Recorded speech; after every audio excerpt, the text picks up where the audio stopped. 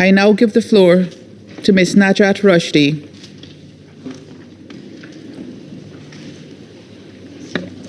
Madam President, it's an honor to brief the Security Council. Let me at the outset echo the Secretary General's condemnation of any military escalation in the Middle East and his call on Israel and Iran to show maximum restraint. I must convey to this Council the Special Envoy's profound and growing alarm over the potential consequences of any further escalation, not only for the broader region, but particularly for Syria, a country already stretched beyond the limits. Syria simply cannot withstand another wave of instability. The risks of further escalation in the region are not hypothetical. They are immediate, severe, and risk unraveling the fragile progress toward peace and recovery in Syria. Madam President, Special Envoy Pedersen spent much of the reporting period in Damascus, as well as a short visit to Lebanon. While in Damascus, he met with a range of senior Syrian officials, including the interim ministers of Foreign Affairs, Interior, Justice, Education, Higher Education, the chair of the Civil Peace Committee, as well as the governor of the Central Bank. Discussions with the interim Foreign Minister Shaybani focused on recent positive developments in Syria's international relations and the importance of prioritizing domestic affairs in the coming period via a genuinely inclusive and credible political transition in which all Syrians have a stake and can have confidence. The meetings with him and all other Syrian officials were marked by a constructive and cooperative tone with a shared interest in strengthening engagement with the United Nations across multiple sectors. Particular attention was given to the next steps in the transition and the coordinating efforts with the newly established committees on transitional justice and missing persons. More broadly, discussions focused on ways to strengthen collaboration between the interim authorities and the Office of the Special Envoy in support of these initiatives. In discussions with the interim ministers of Interior and Justice, the Special Envoy also noted a clear willingness to undertake comprehensive institutional reforms aimed at modernization and development.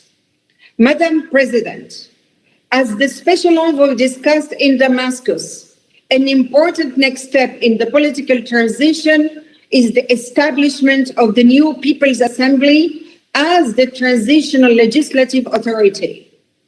In this regard, we welcome the recent presidential decree that, in line with the constitutional declaration, announced the appointment of a Supreme Committee for Elections to the People's Assembly.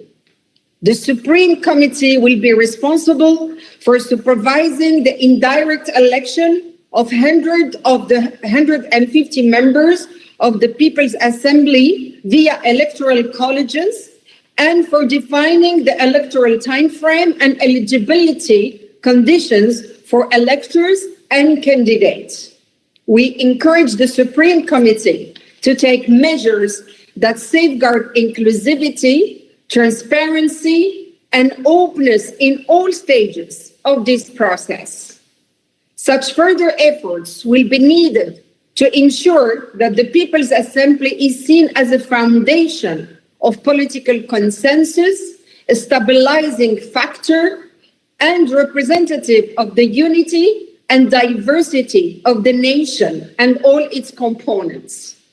We also particularly encourage measures to be taken that enable the meaningful participation of women and youth in this process. We very much look forward to continued engagement with and support the interim authorities and the Supreme Committee. We also look forward to engaging with Syrians from across diverse sectors of society to hear respective views on these developments and their broader aspirations for the political process. Madam President, regarding the Northeast, the 10 March agreement continues to present a historical opportunity to solve one of the key outstanding issues in this conflict and restore Syria's sovereignty and unity, a priority which the Special Envoy discussed with Interim Foreign Minister Shaybani. We have been deepening engagement in Damascus and the Northeast in support of the efforts to move forward in implementing the agreement and welcome the engagement of all relevant parties with us.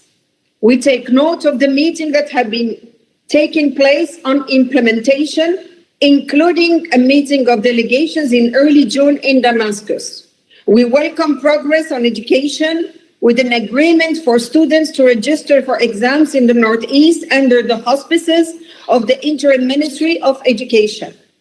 We also welcome recent detainee exchanges as well as the cooperation that recently enabled a number of Syrian families from Al-Hol camp to return to Northwest Syria.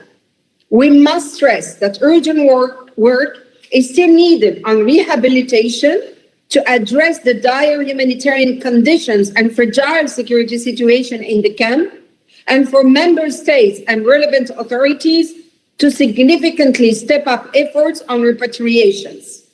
Sufficient attention should also be paid to the proper reintegration of Syrian camp residents.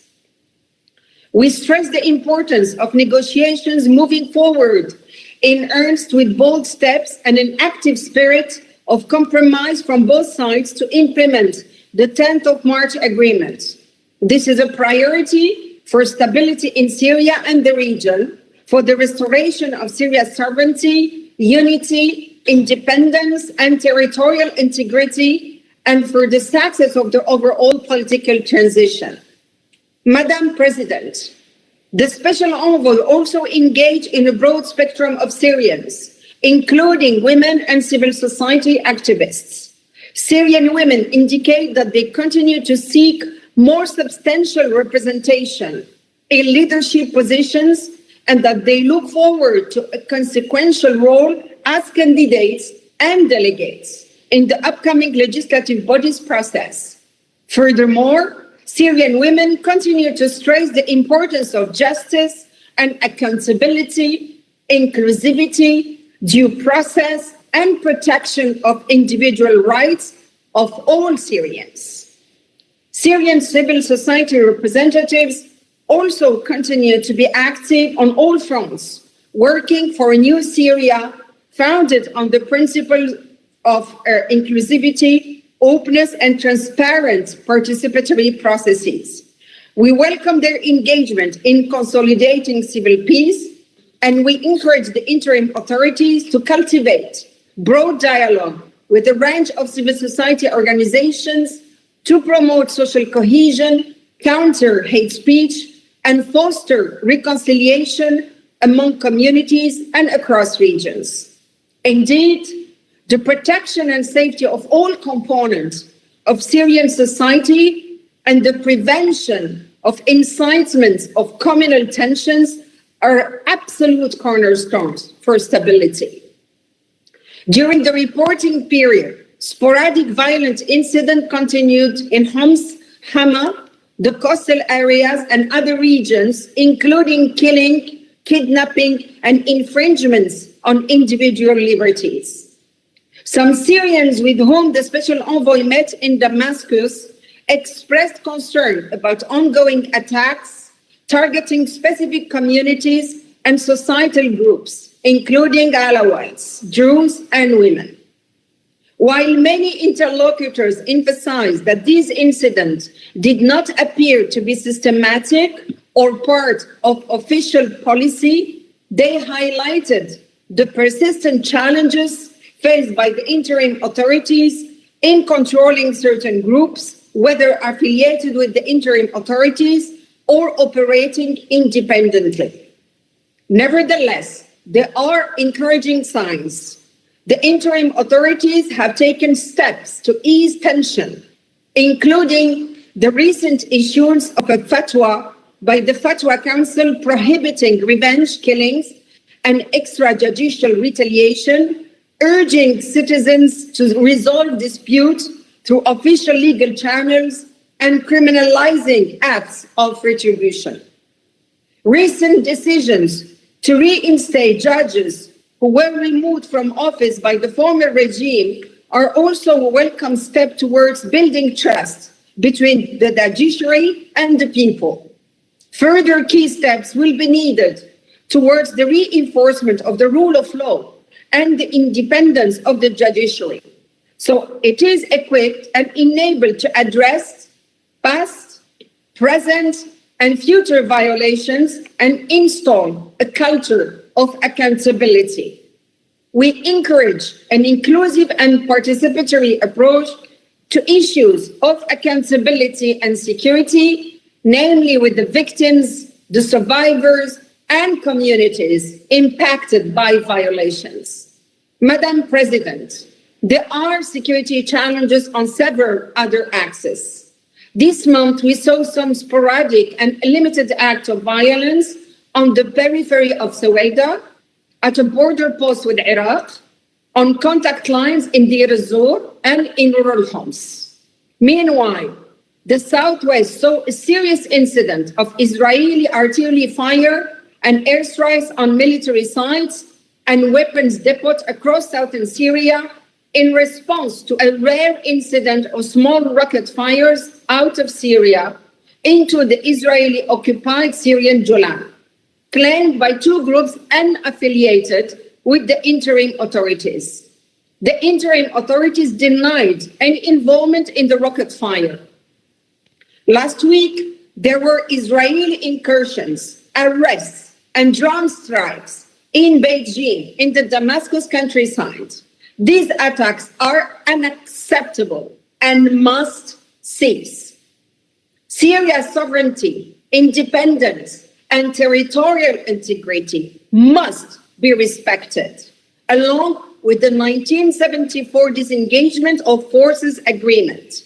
Diplomacy is possible and must be prioritized. Ongoing activity by ISIL remain notable, including attacks on SDF positions and a US drone strike on an ISIL figure in northwest Syria. Meanwhile, as the Special Envoy has reminded the Council on many occasions, concrete action to address the core issue of foreign fighters is also needed, with many continuing to express concern about their inclusion in the Syrian army, even as we also recognize that this is a challenging issue. Madam President, we also take note of the statement made by the High Representative for Disarmament Affairs regarding recent missions to Syria by the Organization for the Prohibition of Chemical Weapons, and welcome the meaningful cooperation underway. OCHA will update you on the continued precarious humanitarian situation across the country by my dear sister, ASG Joyce. We know that despite the fragile security and socio-economic situation, almost 600,000 Syrians are estimated to have crossed back into Syria, overwhelmingly from neighboring countries in the past 6 months. This positive trend is equally observed in the return of internally displaced persons. An estimated 1.16 million IDPs have returned to their areas of origin during the same period. Whether these returns are sustainable will depend on many factors, including on the availability of housing, public services, infrastructure, and the revitalization of the economy. On this note, it was heartening to see last week the permanent closure of the Rukban camp, and one hopes that this will be the fate of all displacement camps in the country and in the neighboring states.